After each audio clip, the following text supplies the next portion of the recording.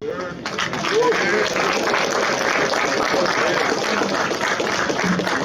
some noise, Black family. How's everybody doing tonight? Yes, indeed. Yes, indeed. I want to thank Brother Garfield and his fraternity, the good brothers there in the Latino fraternity, for making this happen and getting me here to Pace University, Pleasantville campus. For those of you who don't know me, I'm Dr. Umar 𝚂𝚄𝙱𝚂𝚗𝙁𝚂𝙺𝚵𝚂.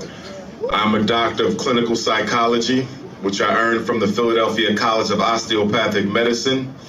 I'm a certified school psychologist, studies completed at Millersville University in Lancaster County, Pennsylvania, where I also earned both of my undergraduate degrees in psychology and political science. 𝚂𝚗 University is where I did my principal work, getting my master's in educational leadership there.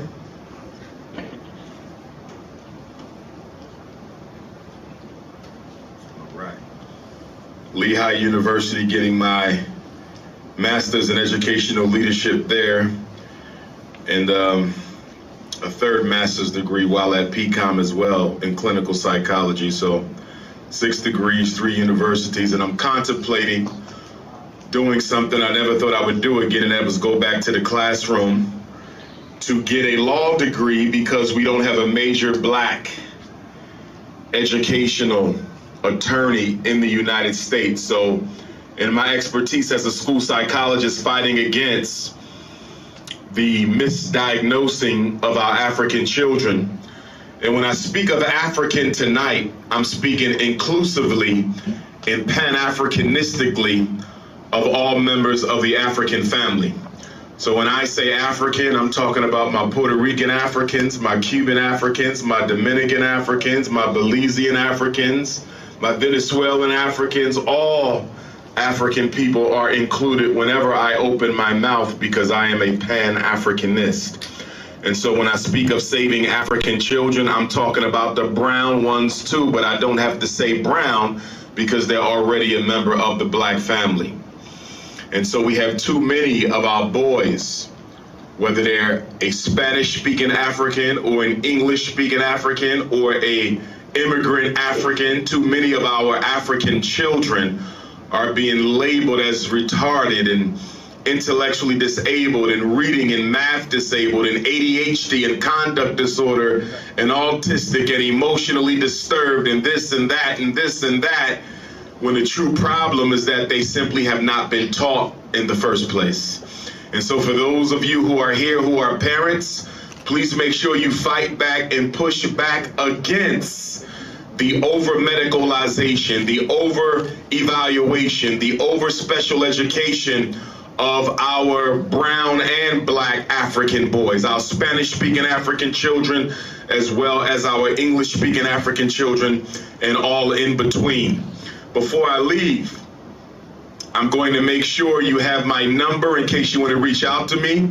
I have this dream of mine where I want to speak in every African community in the world before I go back to the ancestors, and I've been to every continent. Yesterday, I just got back from visiting our brothers and sisters in Curaçao, as well as Aruba and Bonaire. And of course, on the 20th of next month, I'll go to South Africa and then Ethiopia, Addis Ababa, for African Liberation Day. But I haven't been to Cuba yet, which is the home of my paternal great-grandfather, Cicero Noel Miles, who I met not long before he transitioned to join the ancestors. He was a Spanish-speaking Cuban from Havana, so I do have some Latino African heritage in my blood. With that being said, I want to go directly into the challenges that we have. And these challenges that we have as African people are not limited to the Spanish-speaking African or the Latino African or the continental African or the American African here in the 50 states. Those of us who are the offspring of the victims of the worst human tragedy in recorded history. We have a lot of schisms amongst us, a lot of isms. We got light skin supremacy problems. We got dark skin supremacy problems. We got English language speaking supremacy problems. We got Spanish speaking language supremacy problems.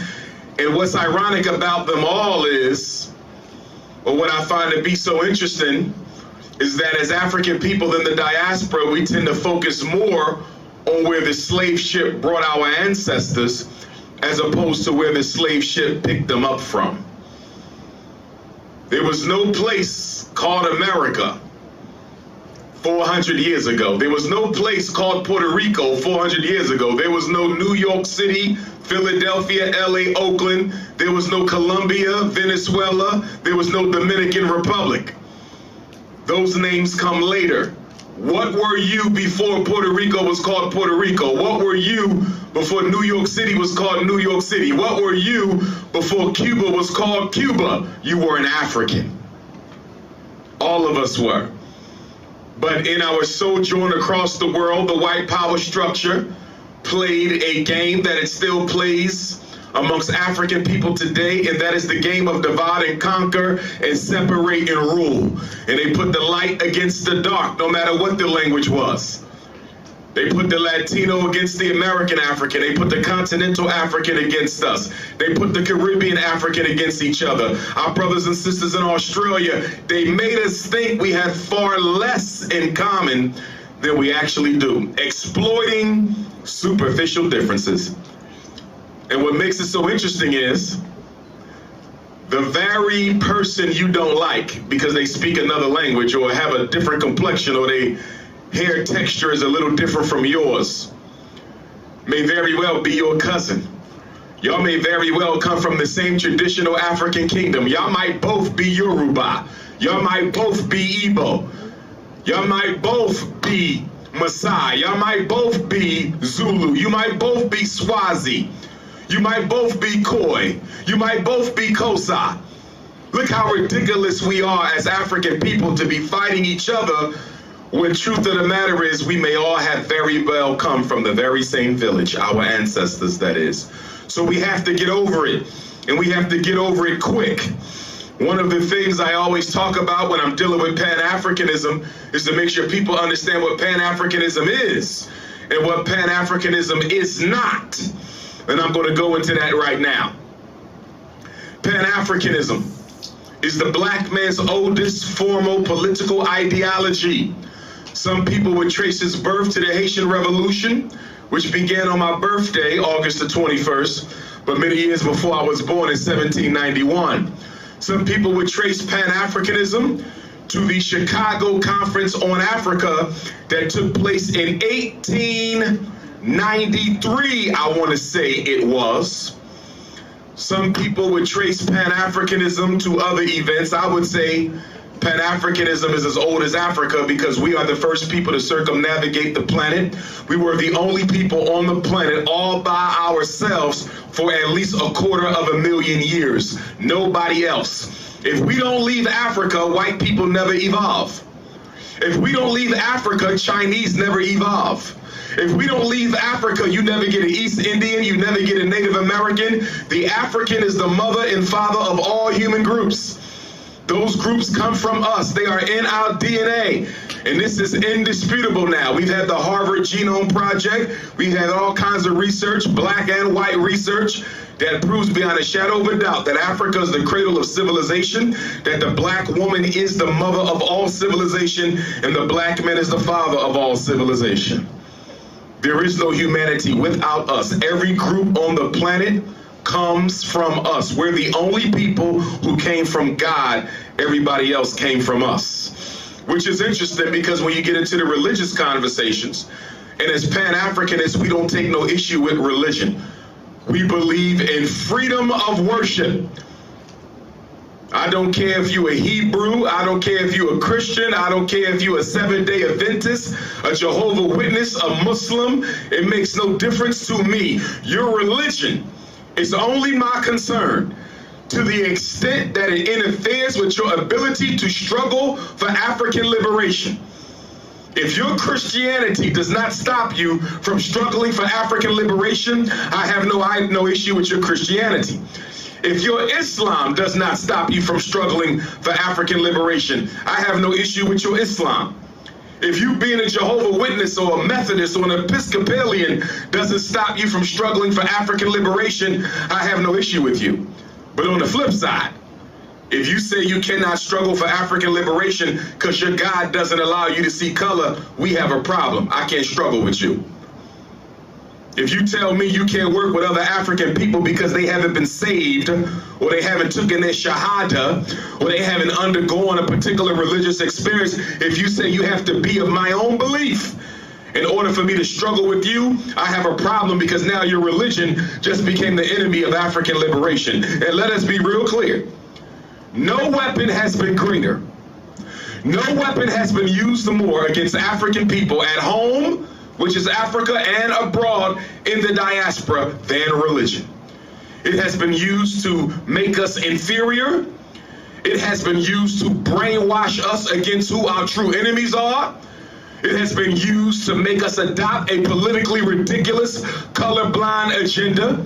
How can you afford to not see color when you've been victimized by your race your entire experience outside of the diaspora? Who benefits by African people not seeing color? Who benefits by you not putting African people first? Always ask yourself that question when somebody gives you any set of circumstances. Who benefits from this? When a European came into Africa, he had the Bible, we had all the resources. By the time he left, he controlled all the resources and we had the Bible. Napoleon Bonaparte, and I'm no fan of his, of course he lost in the Haitian Revolution to 𝚂𝚄𝙱𝚂𝙁𝙁𝚂𝙁 and Jean-Jacques Dessalines.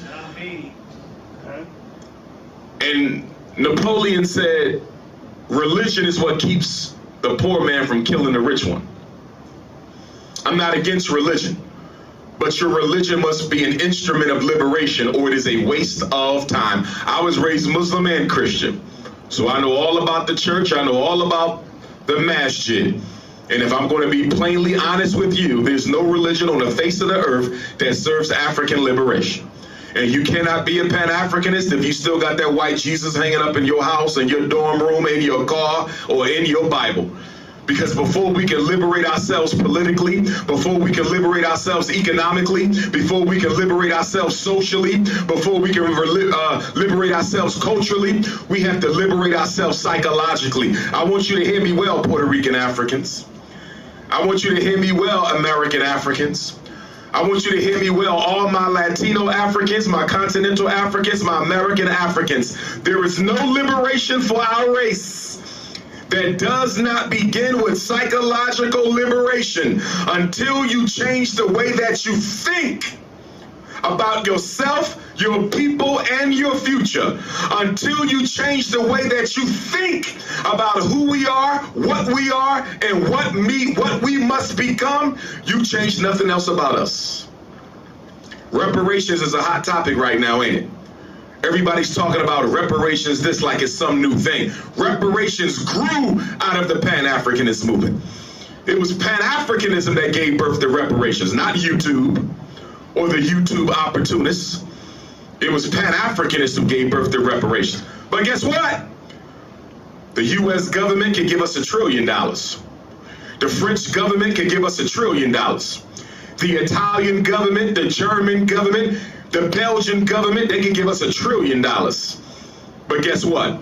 Without psychological liberation, I don't care how much money you get from the outside, until you change the dynamic in the inside, nothing else will change. That's why the most honorable Marcus Messiah Garvey, who gave us the red, black, and green flag and the largest black movement in modern history, Mr. Garvey said, don't take the kinks out of your hair, black sister, take the kinks out of your mind. I'm gonna get to the weaves and perms later.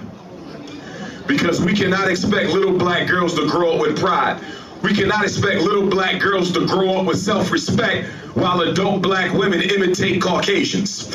Now, some of you have naturally curly hair. No problem with that. Some of you have naturally straight hair. No problem with that. We got African brothers and sisters in New Guinea, Papua New Guinea, in the South Pacific. They're naturally blind, and they have naturally blue eyes. Some of our Puerto Rican African brothers and sisters got green and blue, and our Cuban brothers and sisters and Dominican brothers and sisters got green and blue. I got nieces and nephews who got green and blue eyes. So that's not the issue. If that's your natural color, so be it. But for those of you who have the original ancient skin color and the original ancient hair color and the original ancient hair texture and the original ancient phenotype of our great-grand ancestors on the Nile Valley of Africa, why would you dare snuff that out? Why would you dare kill the greatness in your DNA?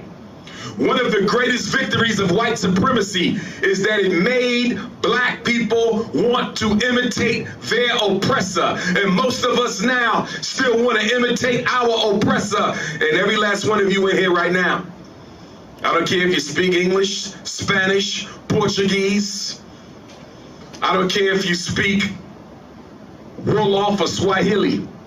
Every last one of you, after you graduate from Pace University, after you get your bachelor's and your master's and your doctorate, you are either going to be a benefit to African people or a detriment to African people. You will either be a plus for your people or you will be a minus.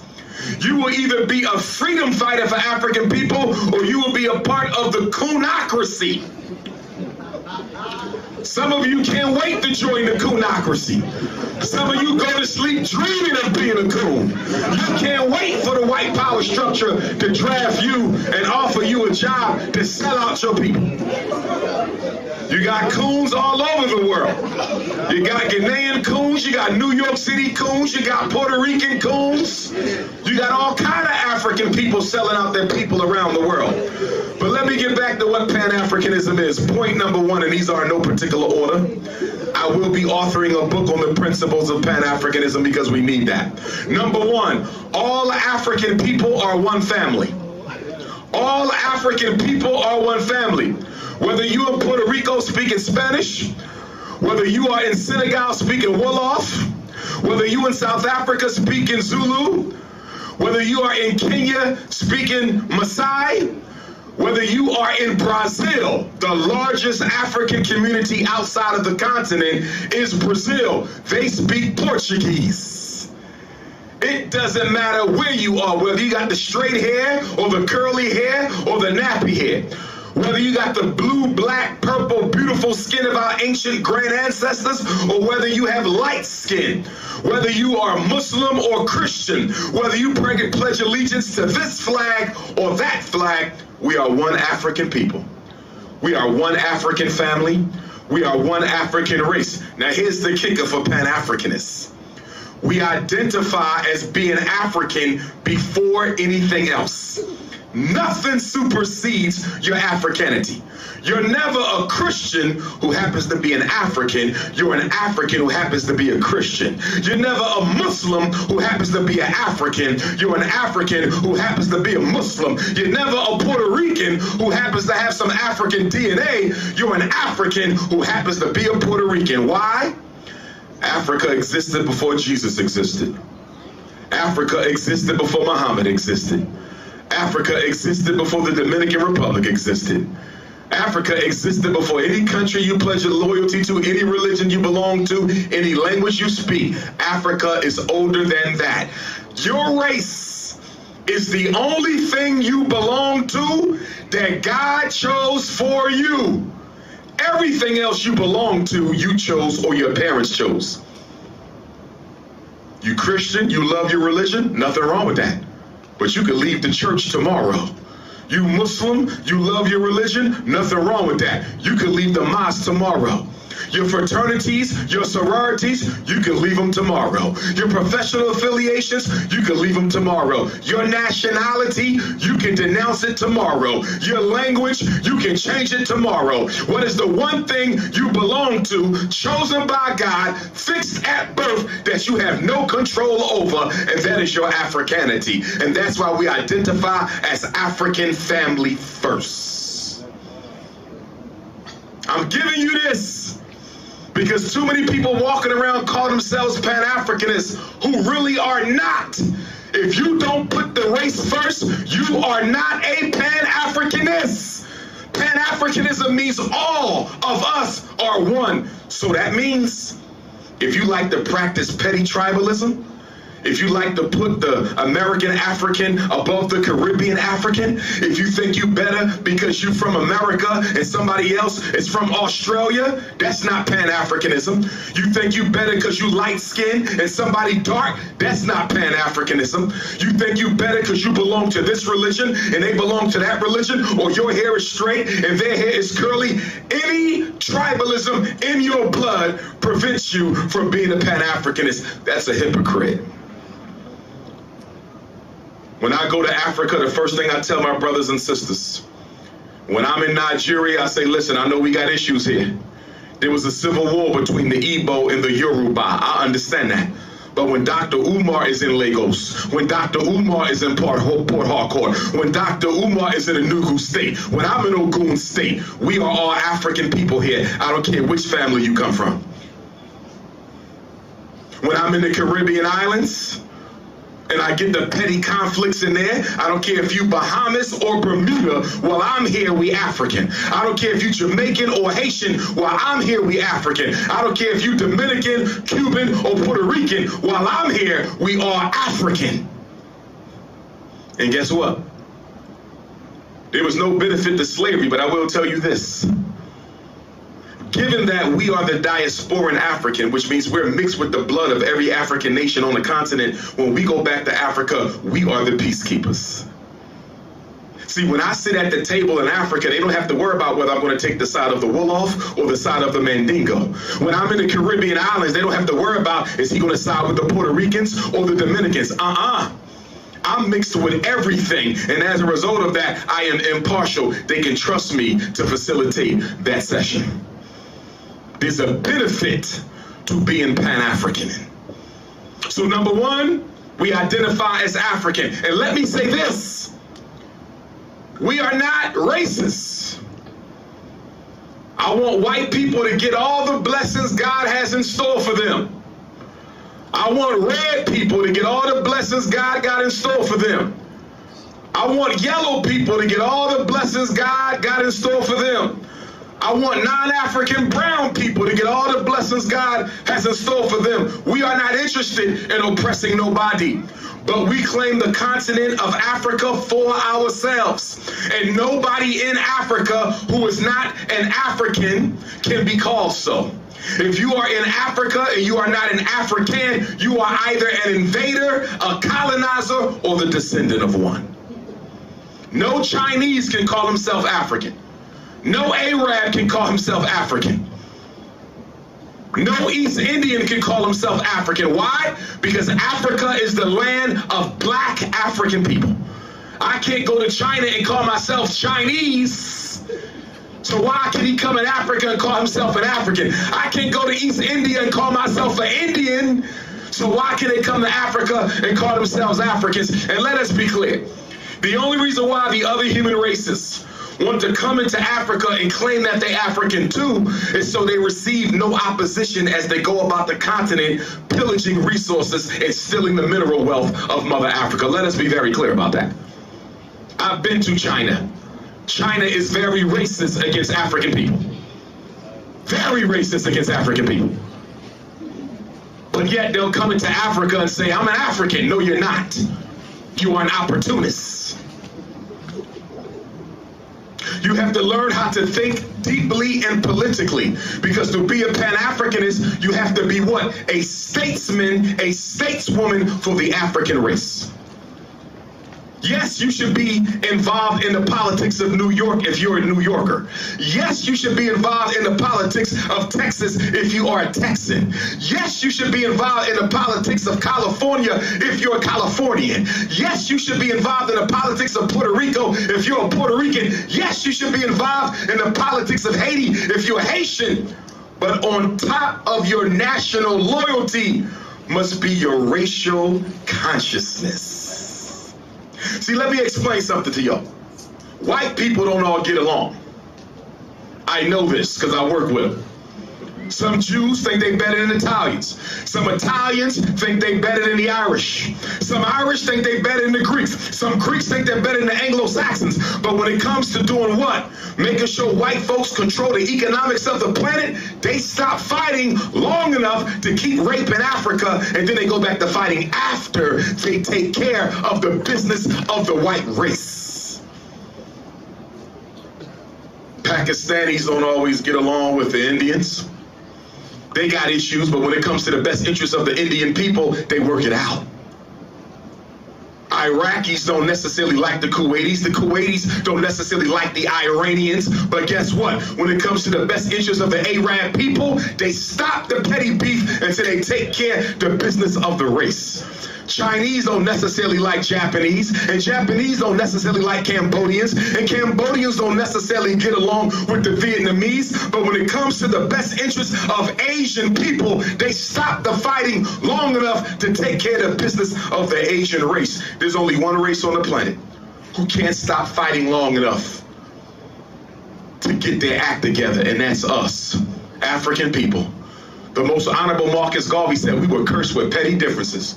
If black people don't have a reason to fight, we'll make one up. Skin color, language, education, light skin, dark skin, Muslim, Christian, curly hair, straight hair, Spanish, English.